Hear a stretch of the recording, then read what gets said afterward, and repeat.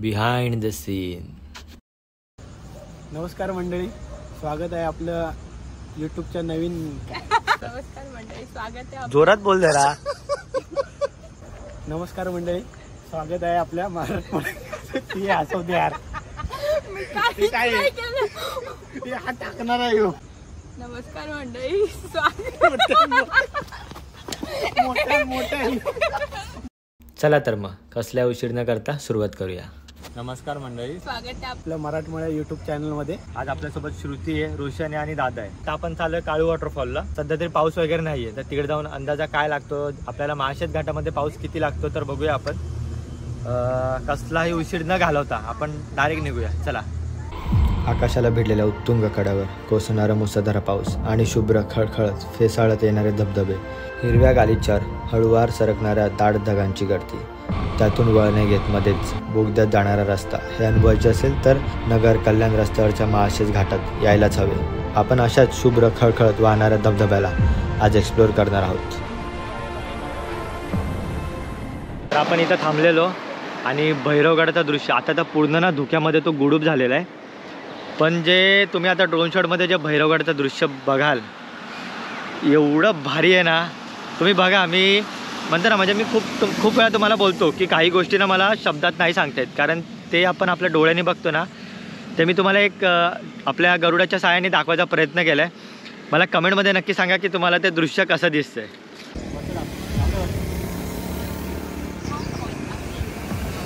सह्याद्रीची रचना ज्वालामुखीच्या उद्रेकातून बाहेर आलेल्या लावारसामुळे झालेली. लावारसाचे थर थंड झाल्यामुळे पुन्हा झालेल्या उद्रेकामुळे लावारसाचे थर एकावर एक थर जमत गेले. त्यानंतर ऊन, वारा, पावसाने या थरांची झीज होऊन वैशिष्ट्यपूर्ण रचना तयार झाल्या. त्यापैकी एक रचना म्हणजे प्रस्तर भिंती. ही रचना आपल्याला भैरवगडावरती पाहायला मिळते. लावारसाच्या विशिष्ट प्रकारे साठण्यामुळे व थंड होण्यामुळे बेसाळ खडकाची तयार झालेली भिंत. भैरवगडाचा बालेकिल्ला अशाच मुख्य डोंगर रांगेपासून अलग झालेल्या बेसाळ खडकाच्या 400 फूट उंच सरळ सोट भिंतीवर वसलेला आहे. त्याची रचना व त्यामागची आपल्या पूर्वजांची प्रकल्पता पाहताना आपण थक्क होऊन जातो. सध्या भैरवगडाचा बालेकिल्ला पूर्ण धुक्यामध्ये बुडून झालेला आहे.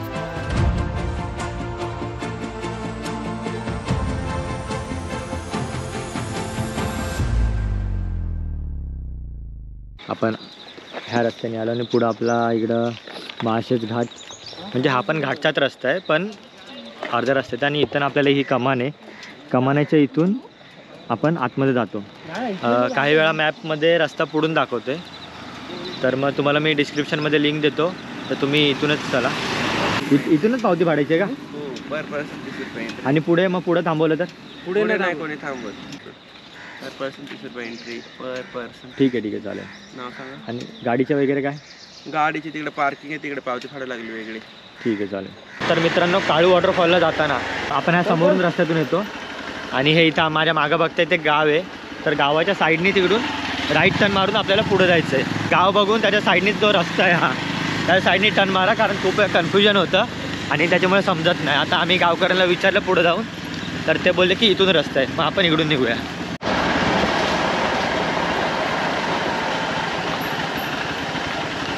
जेवढी आपल्याला आणता येतात पुढं तेवढ्या आणल्यात. आणि आता सध्या आम्ही रेनकोट घालून सगळे चाललोय. इथं येईपर्यंत ना पाऊस नव्हता. जसं इथं आलो आता पाऊस वाढलेला आहे. आणि इथं आता सध्या पाणी बघा कसं येतं, नदीचा फ्लो वाढलेला आहे. सो आता ते काका जात आहेत, मग ते आपल्या पुढूनच गेलेत, तर ते कसे जात आहेत ते बघून आपल्याला हळूहळू जावं लागेल एकमेकाचा हात पकडून. कारण जर पाण्याचा फ्लो जास्त असेल तर इथून दोरी बांधलेली आहे, तर त्याच्या सहाय्याने आपण जाऊ शकतो. हे इकडं फ्लो जास्त आहे, तिथं पुढून तिकडं आल्यानंतर काय नाही, पण इथं थोडा फ्लो जास्त आहे. आपल्याला क्रॉस करायचं असेल तर आपण ह्या वरच्या सहाय्याने आपण इकडून तिकडे जाऊ शकतो आणि तिकडून इकडे येऊ शकतो. खालून बघा त्या साईडने तिकडून होतं ते. आता आपण तिथून बघितलं तर ते आपण क्रॉस करणार होतो, बट रोशन बोलला की तिथून पण एक रस्ता आहे आणि पुढून पण आहे, तर आपण पुढचा रस्ता बघू. कारण पुढून आपण हे बघा ते दिसतंय तिकडून, आपण तिकडून नॉर्मल ह्याच्यामध्ये आपण ते क्रॉस करू शकतो. इथं पण खाली रोप आहे, समोर रस्ता आहे, त्या रस्त्याने आपण सरळ आल्यानंतर एक रस्ता तिकडून तसा त्या साईडला जातो, तिथं तो मोठा रोप आहे. जर पाण्याचा फ्लो जास्तच असेल, जर आपल्याला खालून नाही जाता येत असेल तर मग त्या रस्त्याने जावा. आणि जर पाण्याचा फ्लो कमी असेल तर आपण तिथून सरळ येऊ शकतो आणि इथून हा साईडनी म्हणजे एका राईट साईडने असा हा रस्ता आहे, तर त्या साईडने आपण जाऊया. त्या साईडनी बघू आता पाण्याचा फ्लो किती जास्त आहे. जर जास्तच असेल तर आपण रिटर्न येऊया आणि तिथून बाजूला आहे तर तो रोप आहे, मग आपण त्याच्या सहाय्याने आपण पुढे जाऊया. जसं मी बोललो तुम्हाला साईडने या, तर साईडने आल्यानंतर आपण तिथून इथं येतो आणि इथून आल्यानंतर इथं आपल्याला दुकानं दिसतात. ठीक आहे, दुकान लागल्यानंतर इथं थोडे रोप वगैरे लावलेले आहेत. तर त्याच्या साईडने आता इथं दादा वगैरे, श्रुती वगैरे, रोशन, तर त्याच्या साईडने असा रस्ता आहे, रोप त्या साईडला आहेत, तर तिथून ते क्रॉसिंग करतात. मोठं क्रॉसिंग होतं, इथून छोटं आहे. तर आता नक्की चालू आहे का नाही माहीत नाही, आपण पुढे जाऊन बघूया. हे बघा इथून असे एक करत इथून झाडाला दोन्ही रोप बांधलेले आहेत. इथून पण हा दुसरा रोप बांधलेला आहे, तो त्याच्या सहाय्याने इथून त्या कोपऱ्यात सोडतात. इथून पण पर पर्सन 100 रुपये आहेत.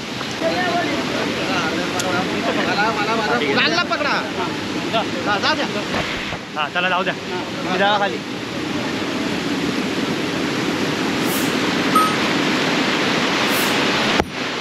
हे पूर्ण दोरीच्या सहाय्याने खेचतात, तर ते चांगलं आहे.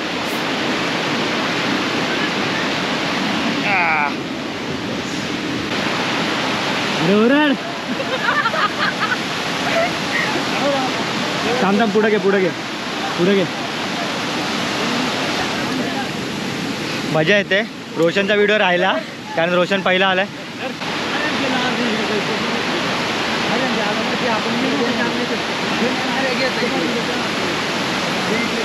पहिल्यांदा काय ना काय असं वेगळं ट्राय करायचं. आपण भैरवगडला केलेली रॅपलिंग, सो त्याच्यामध्ये पण तो फर्स्ट एक्सपिरियन्स होता आणि तो भारी होता. सो आता ना इथून जे धुक्यामध्ये तो वॉटरफॉल आहे तो एवढा भारी दिसतोय ना. तर आता इथून पुढे इकडे खूप पाणी आहे. आता इथून ना थोडी चढण डायरेक्ट आहे.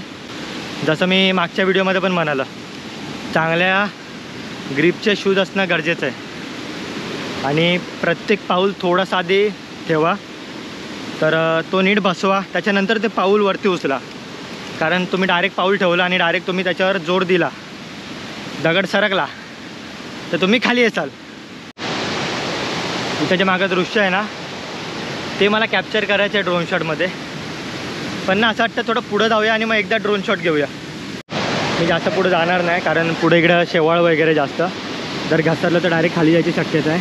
तिथून पाणी बघा इथून दिसत असेल तर. काळू वॉटरफॉल ना इथून बघा, इथून सरळ पुढं गेलं ना म्हणजे आता हा साईडने रस्ता आहे, साईडने असंच पुढं गेलं का तिथं पुढं आहे. आणि आपण इथं आल्यानंतर इथं आपल्याला थोडी थोडी दुकानं दिसतात, मॅगी, मके वगैरे, बिस्किट वगैरे तिथं खायला. आपल्याला वाटेल की रस्ता कुठं आहे नक्की, इथून वरतून साईडनी रस्ता आहे पण तो थोडा रिस्की आहे. ठीक आहे, तर ह्याच्याच साह्याने साईडने असं आपल्याला पुढं जायचं आहे. ठीक आहे, पण जपून जावा. पाण्याचा फ्लो असेल तर थांबा.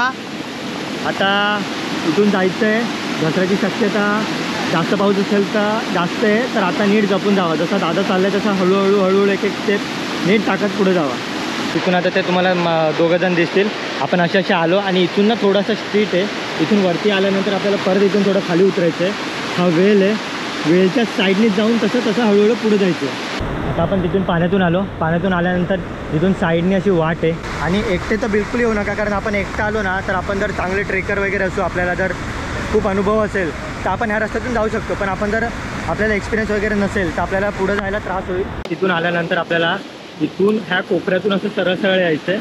याच्या बाजूने इथं आपल्याला समोर दोरी दिसते, दोरीच्या सहाय्याला ना इथून साईडने बघायचं असं बरोबर साईडने दोरी लावलेली आहे. इथून मला अर्धी दोरी दिसली, मला वाटलं एखादी फांदी आहे पण ती फांदी नाही, दोरी आहे. तर मग आपल्याला तिथपर्यंत पोहोचायचं आहे आणि दोरीला पकडून आपल्याला साईडने जायचं आहे. तर आता आपण ह्या दोरीच्या इथं आलेलो आहेत आणि ह्याच्या साईडने आता ही वाट दिसते. कारण जसं आपण तिकडे गेलो वरती तर पूर्ण चिखल आहे, तर वरती जायला की रस्ता आहे का नाही काही माहीत नाही. तर त्या दोरीच्या सहाय्याने आपण साईडने जाऊया. इथं डायरेक्ट खोली आहे, सो पाय टाकताना थोडा जपून टाका. इथं मध्ये थोडा खोल आहे आणि पाण्याचा फ्लो थोडा जास्त असेल तर जपून ये.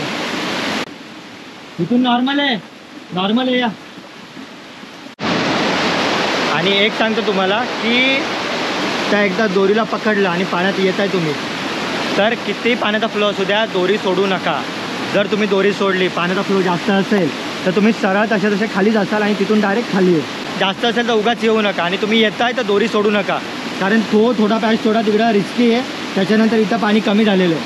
आता इथं समोर दगडाचा सहारा आहे बघा, हा दगड आहे इथं, त्याच्यामुळे मी इथं बॅक साईडला थांबलो आहे. पाण्याचा फ्लो कमी आहे. आपण रिस्की पॅच पूर्ण करत करत शेवटी त्या धबधब्याजवळ पोचलेलो आहे. गॉड्स व्हॅली काय दिसते ते